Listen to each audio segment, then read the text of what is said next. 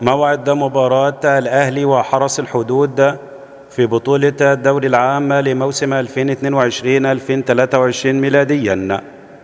المباراة تقام يوم الخميس الموافق 22 من يونيو لعام 2023 ميلاديا 22/6/2023، وسوف تبدأ مباراة الأهلي وحرس الحدود في تمام الساعة 9:30 مساء بتوقيت القاهرة ومكة المكرمة، 7:30 مساء بتوقيت المغرب وتونس والجزائر، و8:30 مساء بتوقيت السودان وليبيا والأردن، و10:30 مساء بتوقيت مسقط وأبو ظبي.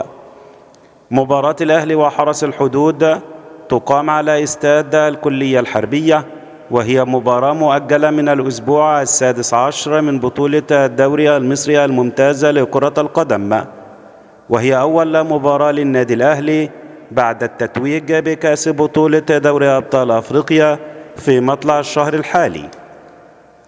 موقف النادي الأهلي في بطولة الدوري العام قبل مباراة الحرس وحتى الآن: الأهلي لعب 24 مباراة، له من النقاط 62 نقطة، في المركز الثاني خلف نادي بيراميدز الذي يحتل المركز الأول برصيد 64 نقطة ولكن من 30 مباراة، ويتبقى له 4 مباريات فقط لنهاية الدوري.